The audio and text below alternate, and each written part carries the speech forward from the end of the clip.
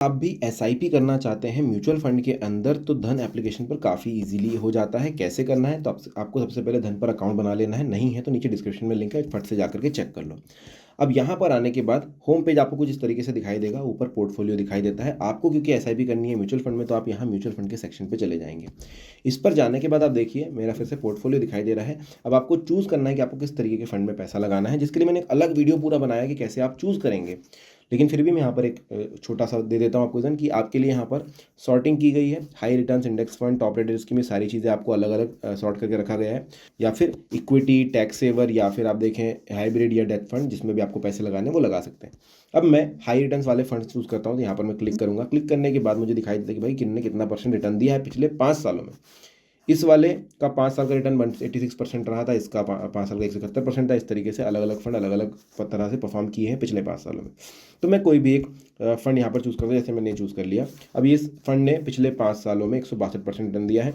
नीचे 5 साल सिलेक्टेड है, इसका मतलब ये नहीं कि मैं एसआईपी 5 साल के लिए कर रहा हूँ। ये सिर्फ मुझे दिखा रहा है कि पिछले 5 सालों का रिटर्न कैसा रहा है।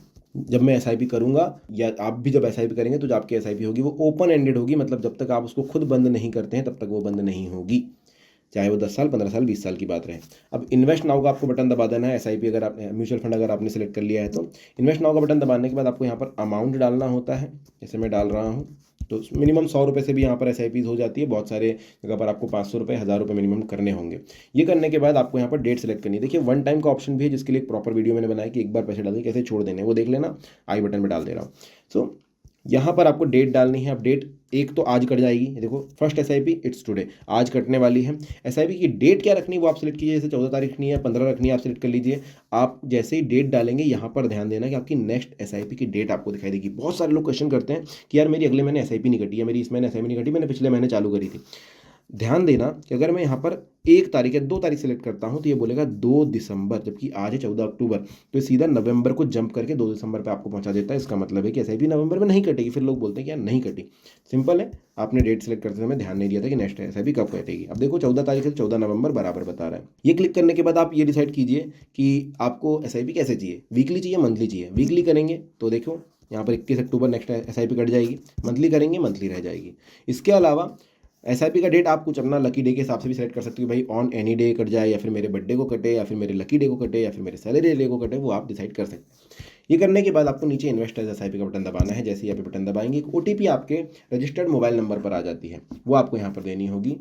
नेक्स्ट पेज पर आपको ले जाया जाता है जहाँ पर आपको अमाउंट दिखाई देगा और नीचे दिखाई देगा आपको कि भाई यूपीआई आईडी आपकी डाल दीजिए। आप चाहें तो यहाँ से सिलेक्ट कर सकते हैं कि भाई मैं दूसरे एप्लीकेशन से डालूंगा या फिर मेरा यूपीआई इसमें दिया हुआ है तो यूपीआई से डाल दूंगा। और नीचे मेक पेमेंट का बटन दबा देना है। तो मैं मेक पेमेंट जैसे ही दबाता हूँ, मुझे एक अपनी एप्लीकेशन जो भी इस यूपीआई की एप्लीकेशन है उस पर जाना है और वहाँ पर ये पेमेंट का ऑप्शन आया होगा, रिक्वेस्ट आई होगी, वो मुझे सिलेक्ट करके पैसे डाल देने हैं।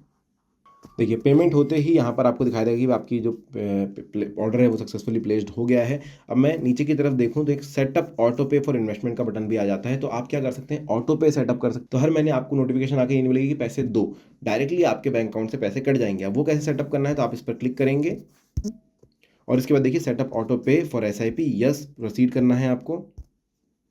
इसके बाद आप यहाँ पर इनको लिमिट दे दीजिए, भाई इतना लिमिट जो है मेरा रहेगा, जिसमें आप अगर, क्योंकि ये लिमिट, अब देखिए बहुत सारे लोग पूछते हैं कि यहाँ पर 1 लाख रुपए मांग लेगा, कि ऐसा नहीं है। 1 लाख रुपए का ये लेके रख रहा है मैंडेट कि फ्यूचर में कभी आपको एसआईपी अमाउंट बढ़ाना रहा, आप 10,000 पे करने लगे, आप 15,000 पे करने लगे, तब आपको वापस से मैंडेट ना करना पड़े।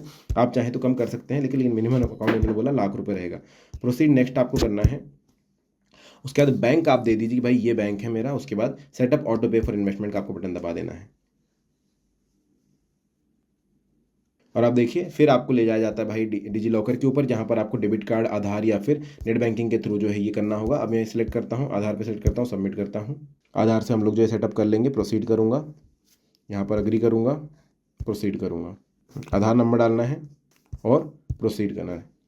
इसके बाद दोस्तों आपको ओटीपी डालनी होती है और आप सभी को पता है कि ओटीपी डालते ही जो ई साइन हो जाता है। और उसके बाद आपका जो है, उसके बाद आपको करना है ये सबमिट करेंगे। अब देखिए मैंडेट जो है एक्सेप्टेड है। अब मैंने ऑटो पे भी सेटअप करके आपको बता दिया। तो अब जो है हर महीने मुझे सिर्फ बैलेंस रखना है अपने अकाउंट के अंदर। 100 रुपये अपने आप कट जाएंगे, एसआईपी में कोई तकलीफ नहीं आने वाली, अपने आप पैसे कटते रहेंगे, इन्वेस्टमेंट होता रहेगा, मुझे देखने की भी जरूरत नहीं होगी। सिर्फ ये देखना है कि भाई रिटर्न में पैसे कितने मिल रहे हैं। तो इतना ईजी है दोस्तों ये पूरा प्रोसेस। अब अगर आपको कोई क्वेश्चन है मन में तो कमेंट सेक्शन में पूछ लेना। वीडियो कैसा लगा ज़रूर बताना। Thank you.